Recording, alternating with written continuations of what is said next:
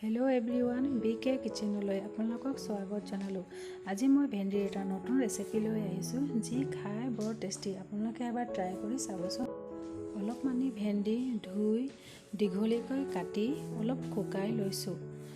তাৰপিছত ভেন্দিখিনিত 1 চামুচ হালধি, 1 চামুচ কাশ্মীৰী মিৰ্চ,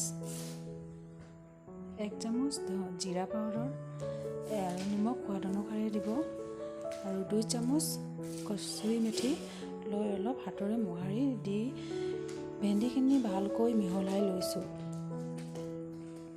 2 চামুচ বেচন মিলাই ভেন্দিখিনি আমি ভালদৰে মিহলাই ল'ম।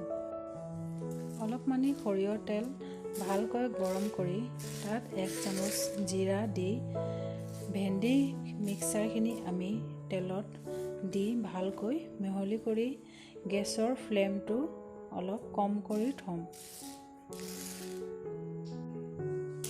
এতিয়া এটা ঢাকন লগাই দি 3 মিনিট গেছটো কমাই থোৱাৰ পিছত আমি দাঙি চাম আৰু ভেন্দিখিনি ভালকৈ মিহলাই দিম। এতিয়া অলপ ৰঙা হ'বলৈ ধৰিছে আৰু 2 মিনিটমান আমি ভালকৈ ভাজি ল'ম। ভেন্দি ভাজিখিনি হৈ গ'ল, আমাৰ ধুনীয়াকৈ ৰঙা হৈ গ'ল। আপোনালোকে ইয়াতকৈ অলপ বেছিকৈ ৰঙা কৰি ল'ব পাৰে। মই এতিয়া এটা পাত্ৰত ভেন্দি ভাজিখিনি ওলাই লৈছোঁ। চাওকচোন, ভেন্দি ভাজিখিনি খুব টেষ্টি হৈছে। আপোনালোকে এবাৰ ট্ৰাই কৰি চাবচোন।